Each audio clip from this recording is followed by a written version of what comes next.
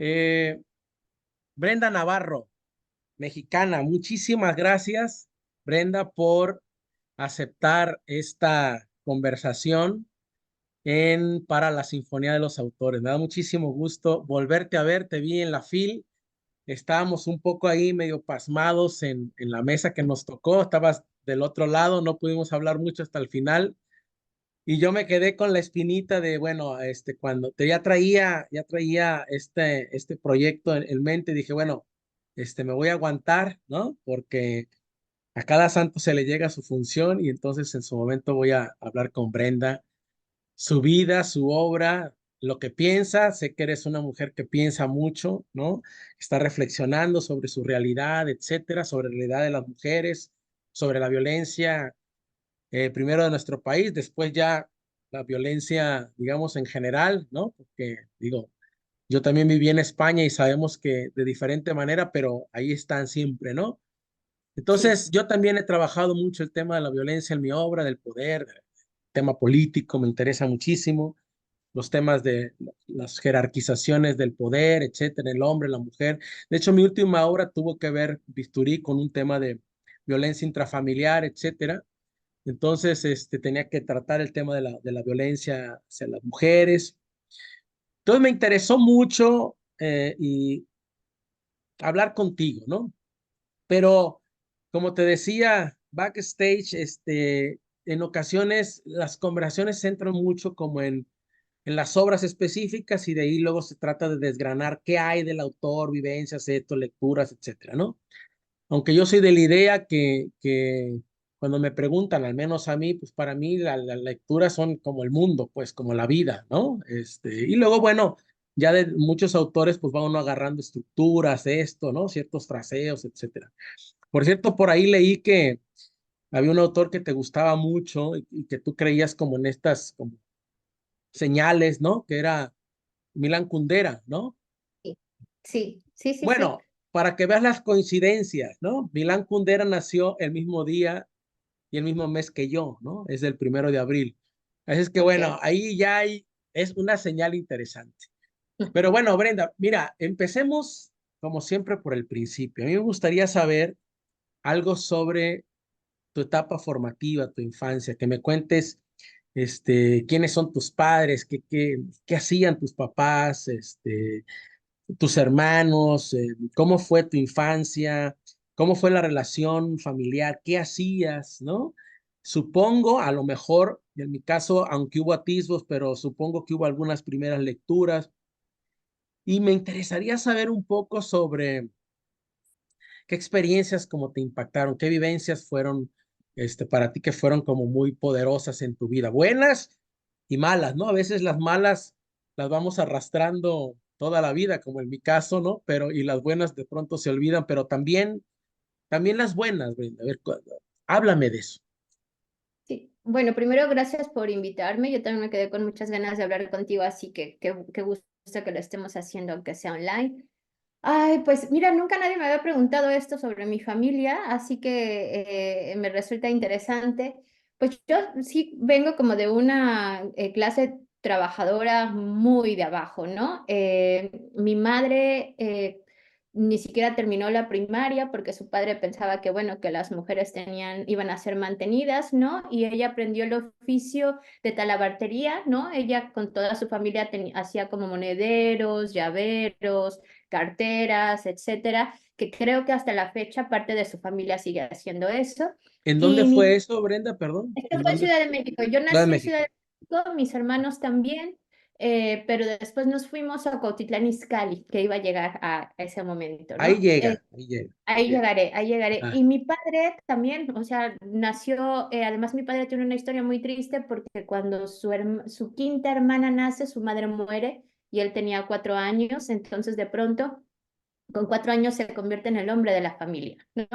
claro. Un poco complicado eso. Imagínate. Y entonces él tuvo una educación, yo creo que hasta la preparatoria, el bachillerato, pero siempre fue una persona muy lectora, ¿no? Entonces ahí yo creo que nunca me pareció ajeno el tener un montón de libros en casa, ¿no? Creo que las primeras cosas que yo memorizaba eran los títulos de los libros mientras mi mamá me peinaba para ir al colegio.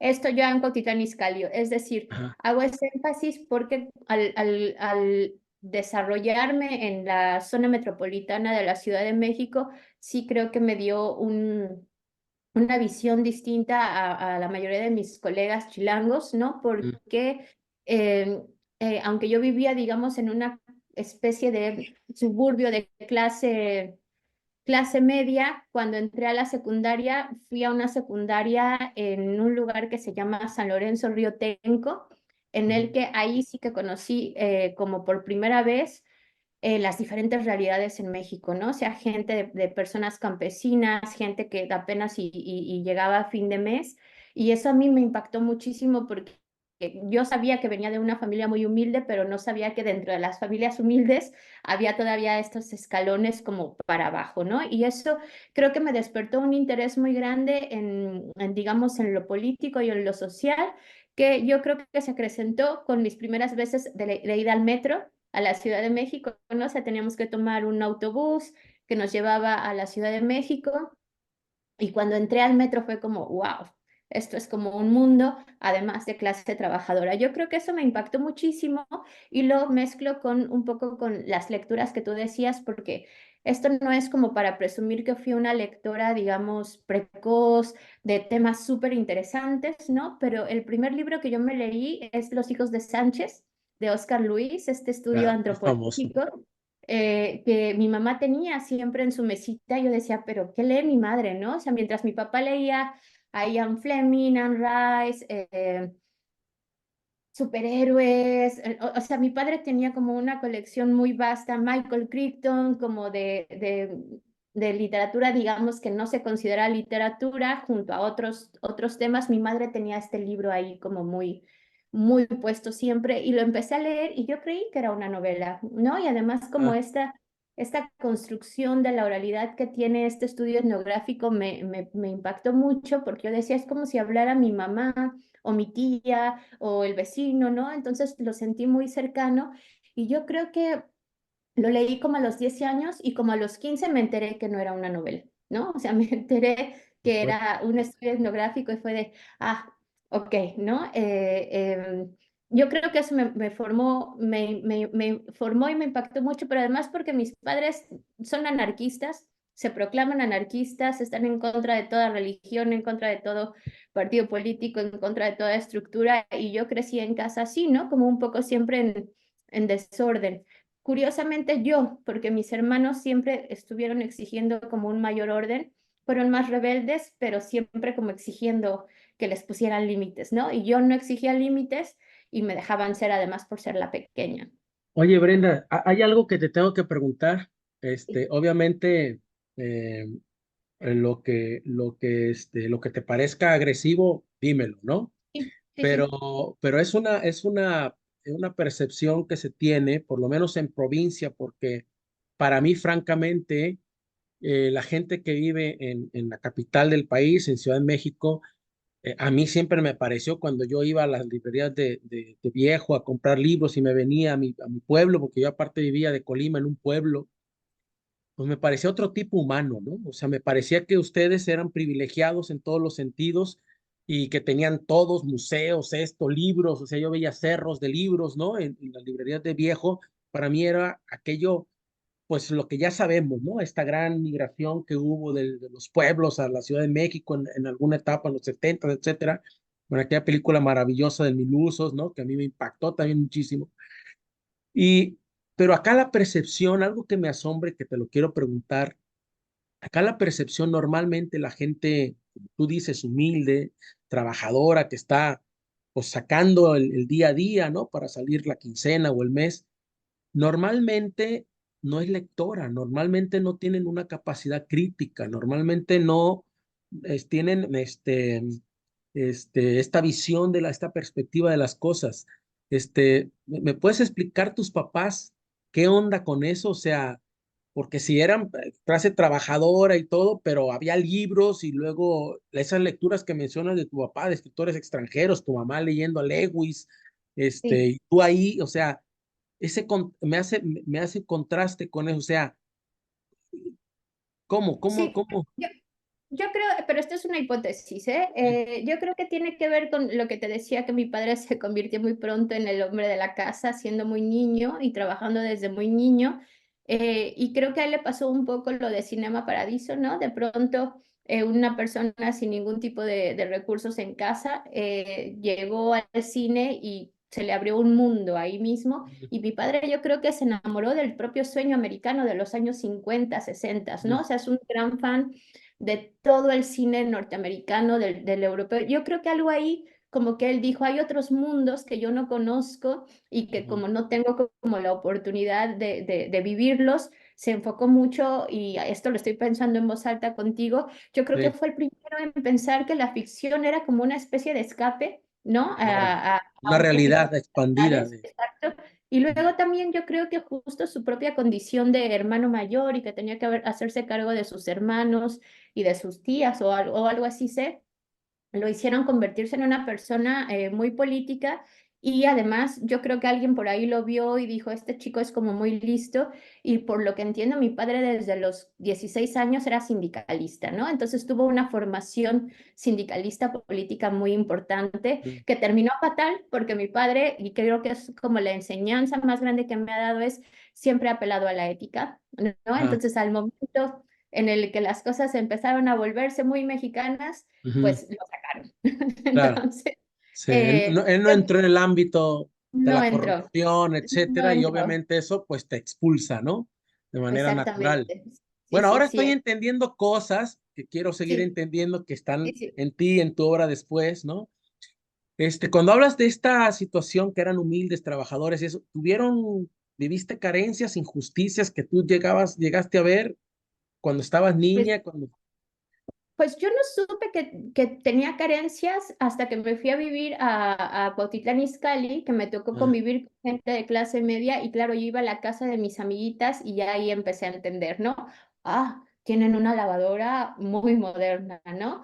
Ah, tienen una vajilla muy lujosa, ¿no? Ah, van a clases de piano, o sea, es decir, empecé a entender muy pequeña como todas estas cosas que yo por supuesto no tenía y que ni se me iban a permitir, ¿no? Y de ya, pronto como estas compañeritas, mientras yo me iba a una escuela secundaria pública muy alejada, ellas iban ya a colegios privados, etcétera, ¿no? Entonces ahí también como que hubo, yo sí quiero creer que una especie de resentimiento de clase, de decir, ¿por qué yo no tengo todo esto? ¿No? O ajá. sea, Y ¿qué es una lo que conciencia, hay? ¿no? De un país que Sí, no sí, conoce, pero al digamos, principio una sociedad. resentimiento, ¿no? Claro, Como yo claro, quiero tener estas claro. cosas materiales que se convirtieron ya en conciencia, porque yo creo que a partir de la secundaria empecé a buscar el otro espacio de la biblioteca de mi padre, y que de hecho hice un poquito mi tarea y encontré, o sea, El Capital de Marx, a Ajá, Gramsci, a Pedro González Casanova.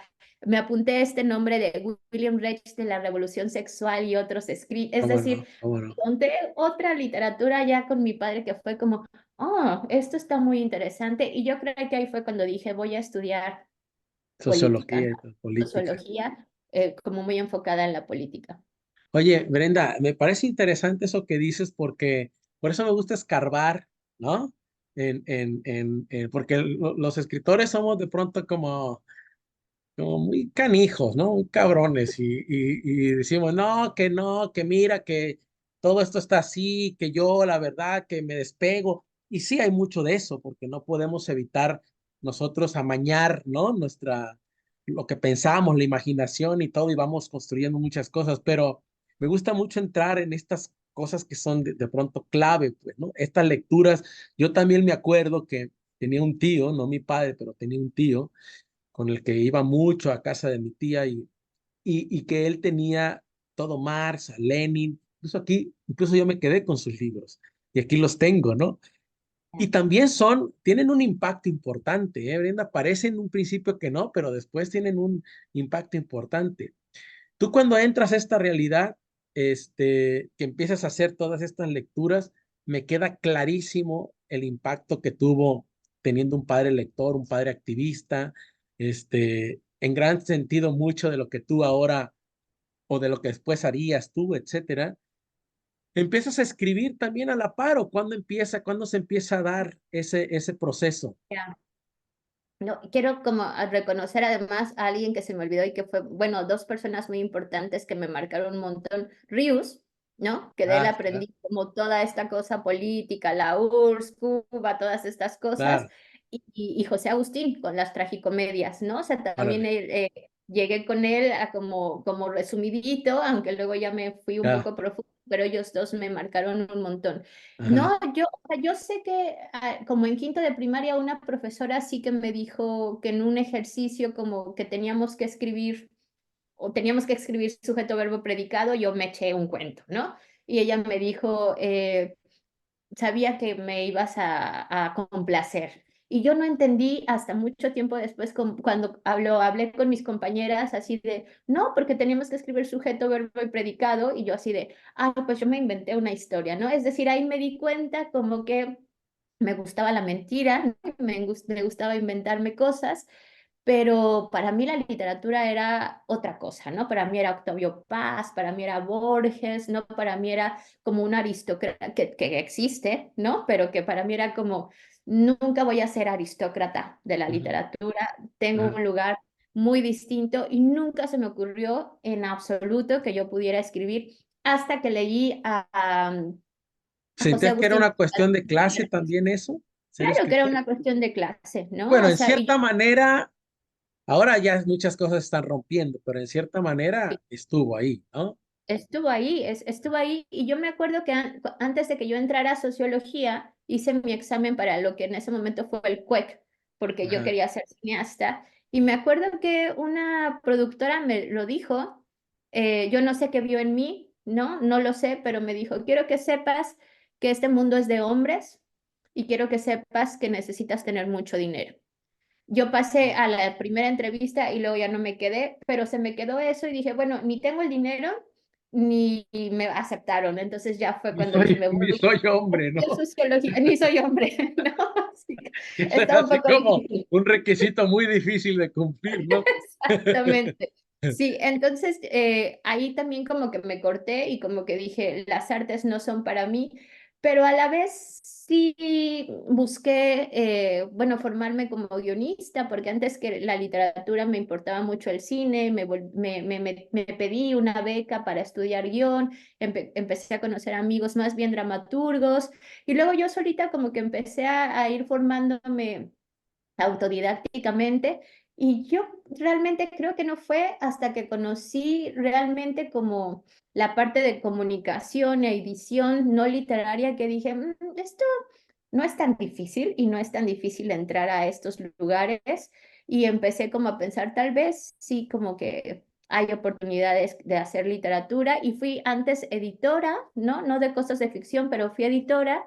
eh, Antes que literata, ¿no? Y ahí fue cuando dije, bueno, voy a ver si puedo escribir una novela, y de ahí ¿Dónde fuiste salió. editora? Pues Pero, era editora, pues así como empezaste, editora, digamos. sí, era editora primero porque yo fui mucho tiempo defensora de derechos humanos.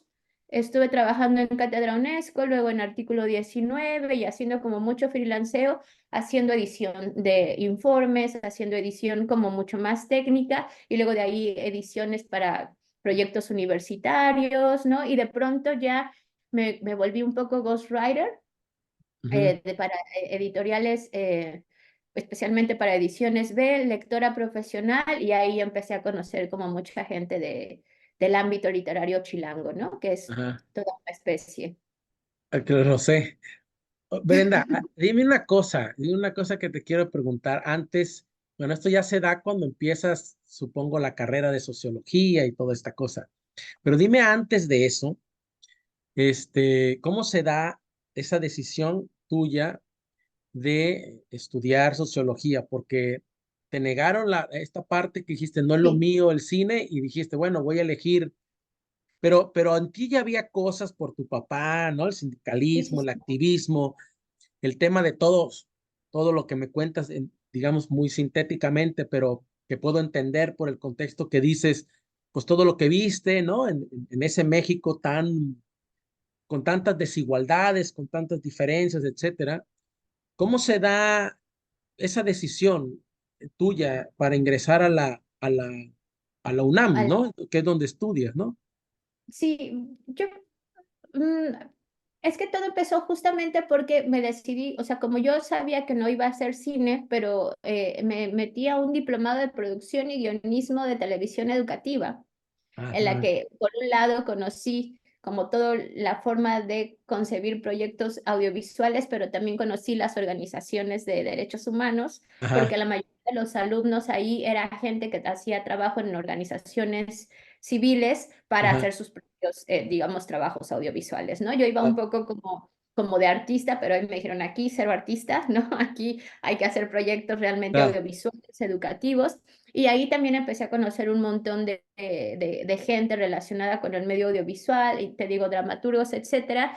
Y de lo que me di cuenta, porque a la par también tenía mis amigas universitarias que estudiaban comunicación, porque yo creo que hubo un momento que todo el mundo quería ser cineasta o publicista, o sea, ah. como que Amores Perros nos impactó de una manera increíble, ¿no? Y Dijeron, todos, Iñárritu es publicista, nosotros vamos a ser exacto, publicistas y luego cine, sí. ¿no?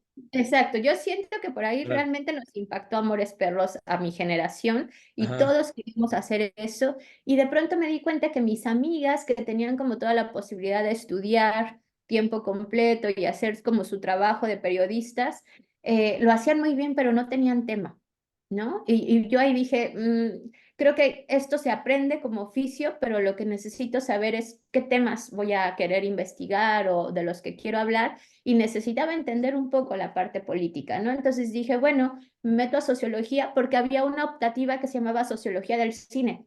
O sea, me leí todo el tronco común y dije, bueno, pues me leo a Gramsci, me leo a Che Guevara, no importa, pero voy Ah, a llegar a sociología del cine, ¿no? Para saber encontrar un es- discurso audiovisual, pero luego ya la vida hizo muchas otras cosas, estudié este diplomado, trabajé haciendo guiones de educación educativa, y luego, bueno, terminé haciendo un montón de cosas, fui redactora en Canal 40 cuando ya se lo había robado Televisión Azteca, he hecho un montón de cosas.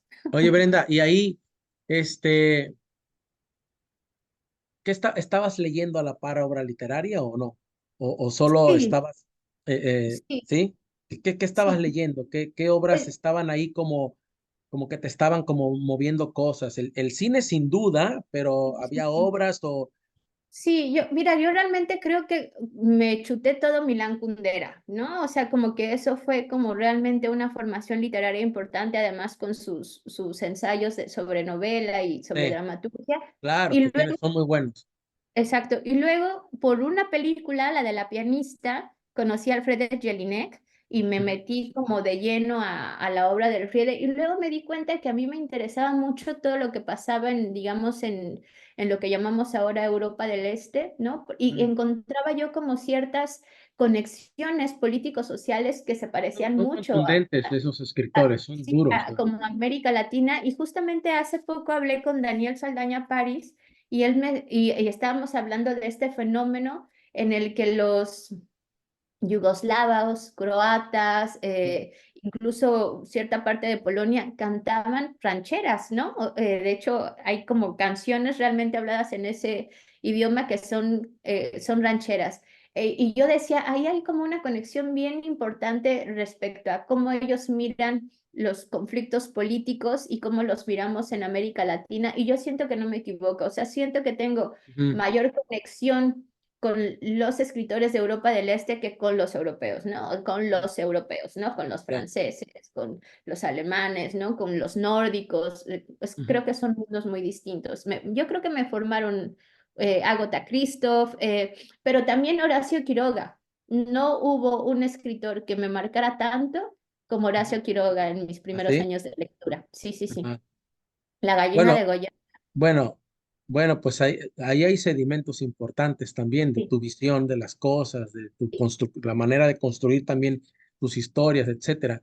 Te quiero hacer una pregunta con respecto a estas lecturas que estás mencionando, sí, y que de alguna forma ya, o sea, la fatalidad te estaba diciendo, haz lo que quieras, pero la cosa va a ir por acá, ¿no? Y a muchos nos ha pasado así, a mí me ha pasado también así, ¿no? Yo vivía en la calle y ahorita los amigos que me ven dicen, o sea, tú escritor, o sea, pues sí, cabrón, o sea, ¿no? Hay una fatalidad ahí que a veces es muy difícil de poder evitar, pero tú leías narradores, etcétera, pero ¿leías poesía también o no, Brenda? A la poesía llegué muy tarde, o sea, leía a José Emilio Pacheco, pero un poco por inercia, ¿no? O sea, porque nos hacen leer las batallas en el desierto, nos hacen leer, que no quiero dejar de lado a José Agustín, porque para Ah, mí José Agustín y Yuri Herrera me hicieron de entender que podíamos escribir de diferente manera que Octavio claro, Paz. claro. Pero viendo a lo de la poesía, yo llegué muy tarde, leía a José Emilio Pacheco, a Octavio Paz, a Rosario Castellanos, pero realmente hasta que leía la Szymborska no sentí que había llegado a la poesía, ¿no? O Eso que sea, la leíste antes, ajá, eso que leíste antes, ¿te estás refiriendo antes de Casas Vacías, antes sí, sí, sí, antes ah, digamos, como en mi formación autodidacta, como sin guía de que alguien me dijera, existe Ernesto Cardenal, por ejemplo, ¿no? Yo dije, bueno, pues me voy a leer a Octavio Paz y me voy a leer a José Emilio Pacheco, que me encanta, ¿no? Mucho más que ah, Octavio Paz, pero yo creo que hasta después que empecé, o sea, que ustedes mismos como colegas me iban como ya recomendando poesía, llegué muy tarde a la poesía, realmente, ¿eh? bueno, Siempre estoy en la poesía. te lo digo porque, pues, tienes el pulso poético, ¿no? Por lo menos yo lo sentí así en Casas Vacías. O sea, Ya. yo cuando empezaste Casas Vacías, digo, cuando empezaste, cuando empiezas a leer Casas Vacías, dices, este es un poema, pues, ¿no? Ya, Entonces, por eso te preguntaba, porque, bueno, también los epígrafes y toda esta cosa, ¿no? Pero independientemente de eso, que al final del día, uno es lo que es, aun cuando no leas poesía, sino tu forma de ver la realidad, la forma en la que se construye la realidad en ti, pues es poética, ¿no? Entonces, eso, por ejemplo, lo noté mucho en Casas Vacías, se me dio ese golpe, por eso tenía esa curiosidad.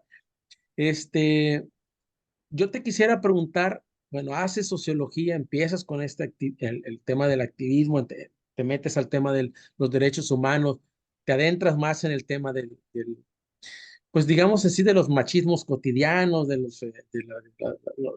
tema el feminismo, etcétera, etcétera.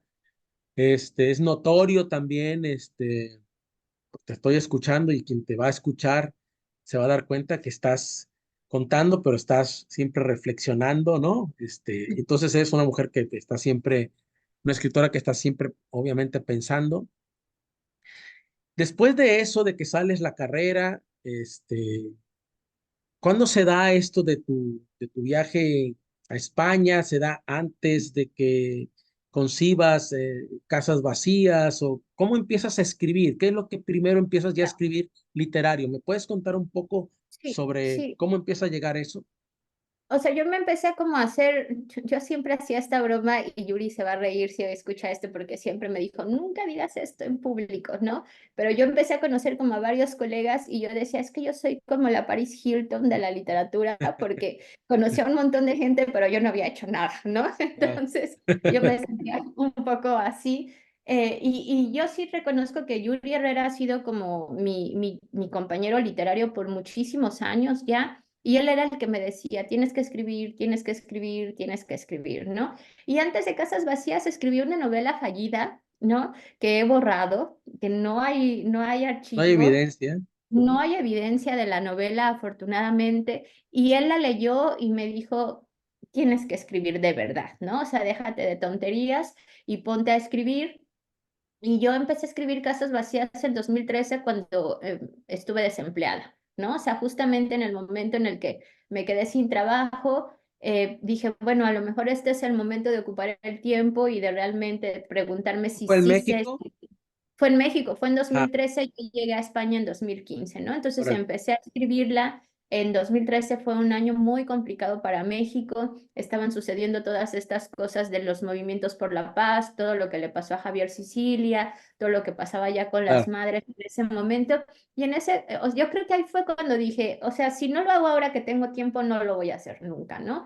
Y entonces empecé a escribir Casas Vacías. El primer borrador yo creo que terminó en 2014 y no fue hasta que vine a España, a partir de casi 2016, que dije, bueno, ya la había leído Yuri se lo había enviado a un editor en Argentina que me dijo, aquí hay algo, pero no te lo puedo publicar. Luego lo envié a otro editor en Cataluña y me dijo, aquí hay algo, pero publico solo catalán. Y entonces aquí dije, bueno, si aquí hay algo, entonces pues lo voy a reescribir, voy a hacer el segundo borrador y que sea lo que Dios quiera, básicamente, ¿no? Y fue cuando me acerqué al proyecto de Caja Negra, que era un portal de derechos humanos y periodístico, y les dije, lo único que necesito es como una campaña de comunicación para que lo lancemos, el soporte digital para que esté el PDF o formato EPUB y que salga la novela y ya que se lea, ¿no? mm, Pero sí tengo que hacer el matiz porque yo lo bromeo, pero es en serio, antes de ser escritora era tuitera, ¿no? O sea, cuando yo lancé esta novela, yo tenía, que en ese tiempo eran un montón, como 5.000 seguidores, ¿no? Como que era otro tipo de Twitter en ese momento y había como una una comunidad comunidad ahí importante. o había una comunidad interesante y yo dije, pues la voy a lanzar a mis redes sociales y a ver qué pasa, ¿no? Y fue una cosa que se me salió de las manos, sinceramente, ¿no? ¿Cómo haces? Veo, muchos la conocen, etcétera, pero el tema, ¿no? Siempre que arrancas de manera tan contundente con tus novelas, tus historias, ¿no? Estas pues le arrancan, es un niño que desaparece, ¿no? Digamos que, y la de ceniza en la boca, ¿no? El suicidio, etcétera, ¿no? Pero ¿cómo concebiste esta eh, Casas Vacías? ¿Cómo surge esa historia? Este, sabemos que, bueno, cada quien va a interpretar, pero tú como primera lectora, etcétera, y digamos, como la creadora de esta historia, ¿qué es lo que estabas queriendo ahí, como plantear, pues, ¿no? En la novela, ¿qué querías como decir ahí, ¿no? O sea, yo me acuerdo que estaba escuchando una canción de un grupo que se llama Arcade Fire, que se llama Welcome Home Song, que Ajá, además la portada de su álbum es como un hombre tratando, no sé si tratando de abrir un paraguas o de cerrando un paraguas o de deteniendo un paraguas, no sé, ¿no? Pero ajá. está casi como con el paraguas. Y estaba escuchando la canción, que realmente en ese momento no sabía qué decía, más que decía Welcome Home Song, y había como un arreglo musical como de soldaditos como marchando, ¿no? O sea, como de un niño jugando con soldaditos. Y eso me impactó mucho, justamente porque pensaba, ¿cómo harán las madres de las personas desaparecidas como para vivir con este dolor, ¿no? Y luego me acordé, Órale, esa es una cosa importante, sí, ¿no? sí, me acordé de una de las imágenes que describe Milán Kundera en La insoportable levedad del ser cuando Teresa va caminando por Praga, ¿no? Y Sí. está lloviendo y Milán Kundera dice, entonces Teresa abre el paraguas y va como defendiéndose con el paraguas, que es una guerra de mujeres peleando por abrirse paso, ¿no? Y yo pensaba que qué metafórico es que algo que te ayuda a protegerte a la vez puede hacer daño, ¿no? Entonces hice como la conexión con esa imagen del disco y a la vez con la canción Ujú, y ahí como que empecé a pensar, es una mujer que al querer protegerse va a hacer un daño irreparable, ¿no? ¿Cuál es ese daño irreparable? Fue como la primera pregunta que me hice y entonces literalmente yo sí diría que he echado a volar la imaginación sabiendo que quería hablar de la desaparición de una persona querida. Empieza la primera voz, como empieza, ¿no? Daniel desapareció, bla, bla, bla, bla, bla, bla, y claro. dije, ok, ya sé cuál es el daño que ha generado esta mujer de la sombrilla, ahora quiero saber por qué, ¿no? Y Ujú, entonces ya me voy con la segunda y ella empieza a decir como mejor no hubiera conocido a Leonel, bla, bla, bla. claro. Y fue como un pequeño diálogo y luego ya me puse a escribir como la primera parte, la segunda parte y así sucesivamente, sí. Ujú. Y esa novela la terminas, obviamente, lo que yo he estado observando, esta parte que hablabas que me hizo recordar esta parte tan interesante que tenemos en los mexicanos, eh, dentro de esta belleza, toda esta parte siniestra que hay, pues, ¿no? Que son como dimensiones diferentes que planteamos, ¿no? Y que a ti te gusta mucho, por lo que he visto en tu obra, te gusta mucho ver también plantear un conflicto y luego, cómo se va a resolver esto, ¿no? Y mostrar al final del día en el telón de fondo, y lo están mostrando otras escritoras y otros escritores, lo venimos, digamos, mostrando muchos, esta violencia sistémica, endémica que existe en nuestro país, pero que al parte yo también como tú la encontré en Nueva Zelanda, ¿no? Tú la encontraste también en España, etcétera, de diferentes maneras, pero que en México se ha llegado a niveles, pues, barbáricos, pues, ¿no? Entonces, y el tema de las mujeres también es muy, muy interesante y cómo tu generación lo está planteando también, ¿no? De esta forma, incluso con lecturas que pueden parecer hasta incómodas, pues, ¿no? Duras, Ya. oscuras, siniestras, muy duras, ¿no? Tú, entiendo que tú emigras a España en 2015, después de que esta obra la empiezas a mover prácticamente, se empieza a dar a conocer en PDFs y, ¿no? Twitter y todo esto, ¿no? Y después, bueno, entiendo que la publica Sexto Piso, ¿no? Y también entiendo que en España, bueno, habla muy bien de ella otra autora que está también replanteando, resignificando muchas cosas con el tema de la violencia, Fernanda Melchor, etcétera. Y que bueno, Brenda Navarro y tu obra empieza como tenía que ser a visibilizarse muchísimo más, ¿no? ¿Cómo fue esta transición a España? O sea, emigras, fue difícil, fue fácil, te sentiste cómoda, sentiste discriminación. ¿Cómo viviste ese periodo, Brenda? Dificilísimo, o sea, ahora lo puedo decir porque ya son 9 años y ya soy Sí. consciente de ello, no era tan consciente en el momento. O sea, yo llegué a España en 2015, tuve a mi hija, a una de mis hijas, y Ujú, ahí fue cuando yo creo que como todo lo que implica la migración me cayó de golpe, ¿no? Y fue como, estoy sola, estoy criando una niña, solo dependo de una persona que además eh, nos queríamos mucho en ese momento, pero sí había como una diferencia cultural importante que se acrecentó cuando ya estábamos digamos, en su país de origen. Y ahí hice un replanteo de la ¿te novela, refieres a ¿no? tu pareja, A mi expareja, sí, a tu sí, sí, sí. expareja? Ajá. A mi expareja, sí, sí. Hice un replanteo de casas vacías porque en la primera versión, no sé si tú te acuerdas, pero justamente la primera voz habla de esta relación con Vladimir, ¿no? Y entonces en la segunda parte de Casas Vacías del primer borrador, indagaba un poco como en esta relación sexoafectiva. Y Ujú, cuando ya estaba yo acá, dije, pero a mí qué me importa la relación con este hombre si lo que realmente me está moviendo es justamente el dolor de una madre, ¿no? Y ujú, replanteo como toda, especialmente toda la segunda parte, y yo te puedo decir 9 años después que en realidad estaba hablando de mi propia maternidad, ¿no? O sea, como de la propia soledad que yo tenía, del propio enojo que yo sentía, como el de replantearse, como por qué estoy haciendo todas las cosas que estoy haciendo, pero esto lo supe, insisto, digamos, después de como del proceso de transformación, o no sé cómo se le llame, no quiero decir duelo porque no creo que mi maternidad haya sido tan dolorosa como la de la novela, ¿no? Pero sí creo que me abrió un poco los ojos. Ya se me habían abierto con mi primera hija, ¿no? Porque fui claro. madre muy joven, pero con la segunda, como este deseo de querer ser madre en un lugar en donde no puedes, aunque parece que es más fácil porque hay estado de bienestar, porque hay acceso a guarderías, etcétera, me pareció muy difícil y eso se nota definitivamente en Ujú. la novela.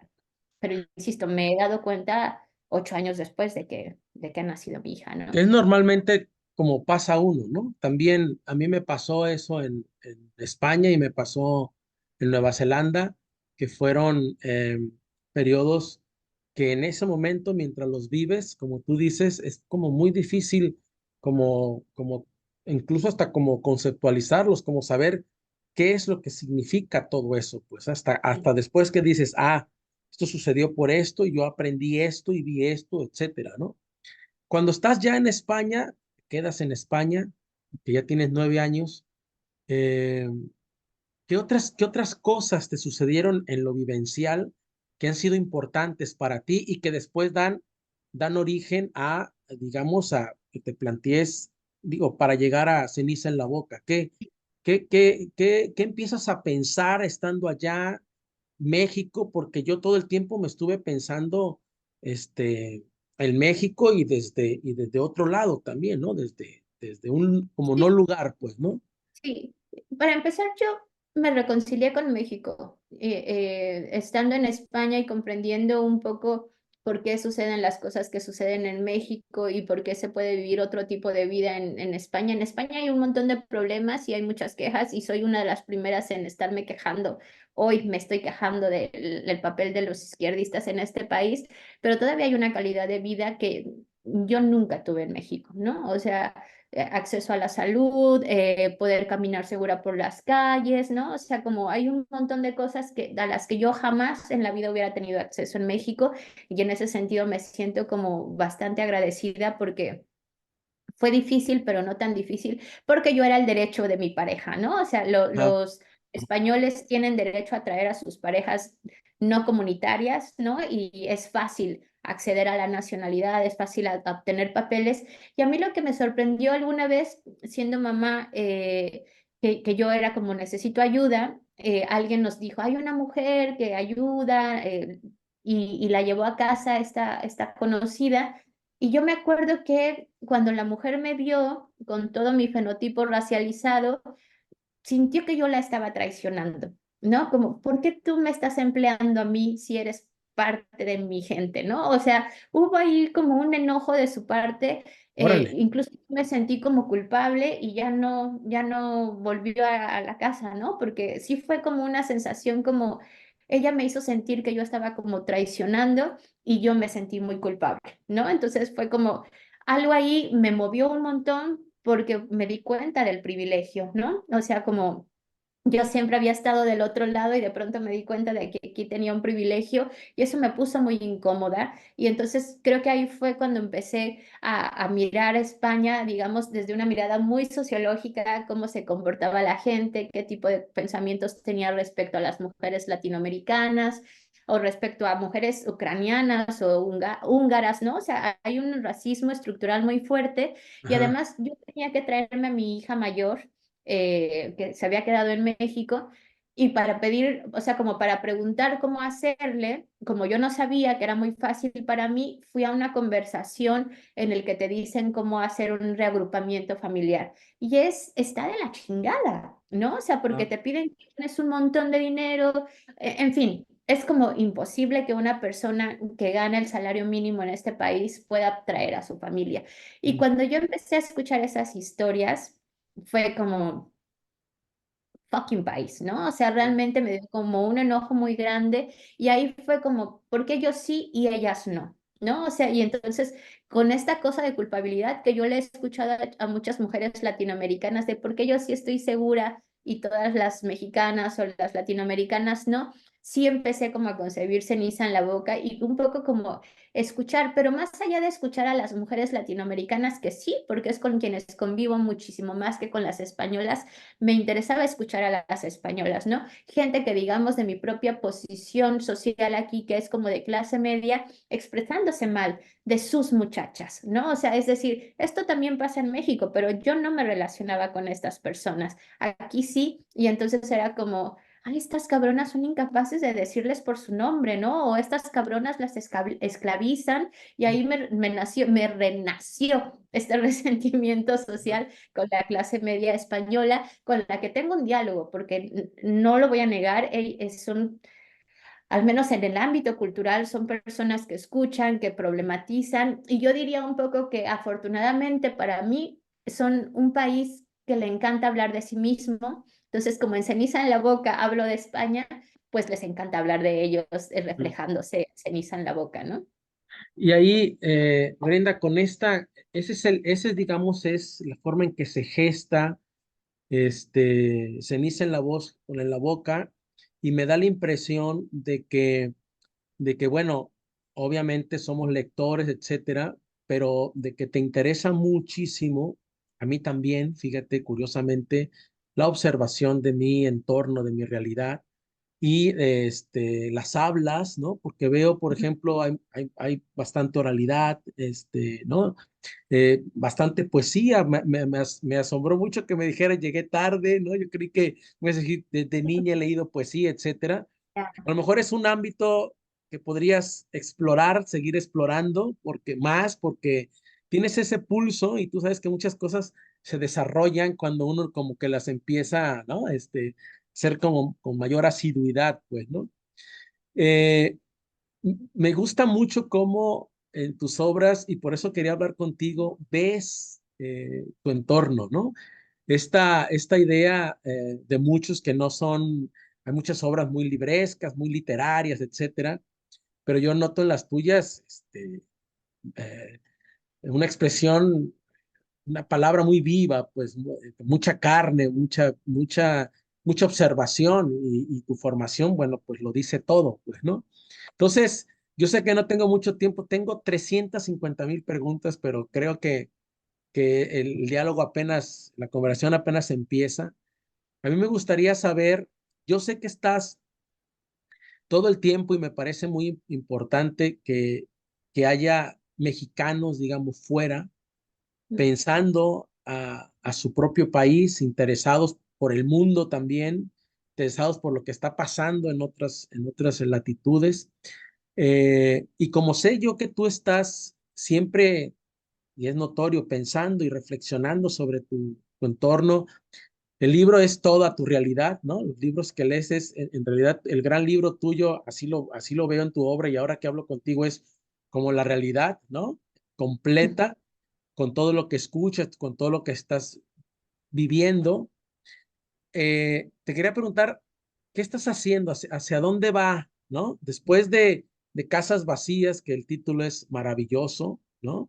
Es una metáfora enorme, ¿no? De todo esto que se está viviendo, de los desaparecidos, pero también de esto que hablábamos de las maternidades, de ser mujer, etcétera. Con todo y que también no dejas a los hombres, porque es Daniel, es ¿no? Diego, es las tragedias, ¿no? Son de los hombres, etcétera. Con lo cual hay una comunión ahí importante también en eso. Pero ¿qué estás haciendo ahora? ¿En qué estás pensando ahora? O qué estás tramando ahora, Brenda, después de Casas Vacías y de Ceniza en la Boca? ¿Qué viene? ¿Qué estás pensando? Ay, pues mira, hay una lectora mexicana dijo una cosa que me gustó mucho y me la quedé, que me dijo: en el Brenda Universo pasan cosas, ¿no? Y es verdad que, por ejemplo, de Casas Vacías, uno de los personajes que más les gusta a las personas es Nagore, que es además la niña que vuelve a España, y yo retomé a Nagore en Ah, Ceniza en la Boca que un aparece poco también, claro. un poco molesta porque ya Nagore era como el personaje más maravilloso, puro, ¿no? Y era como, no, no, no, no, Nagore es una especie de personaje que trata de ser humana y quise como volverla humana y por eso la metí en ceniza en la boca como siendo un poco insensible, ¿no? Y luego cuando ella me dijo, cuando esta lectora dijo en el Brenda Universo, pensé, bueno, es verdad que además la tercera protagonista de la tercera novela está en Ceniza en la Boca, ¿no? Que es Ujú. la primera vez que tiene nombre y que es la primera vez que sé perfecta, o que supe perfectamente cuando escribía Ceniza que necesitaba hablar de esta personaje en otra dimensión. Y tiene mucho que ver otra vez con lo mismo, ¿no? O sea, con la violencia hacia las mujeres, pero yo diría que bajo una perspectiva en la que me interesa mucho qué hacemos las mujeres en la guerra, ¿no? No hablar de la guerra en sí misma, sino hablar de lo que hacemos las mujeres cuando estamos en guerra. Además, ahora mismo España, de vez en cuando los periódicos de derecha ya nos están diciendo, España se está preparando para la guerra. Los primeros que van a ir a la guerra son los de veintitantos a no sé cuánto tiempo, ¿no? Y yo creo que estoy pensando eso. Ya tengo el primer borrador.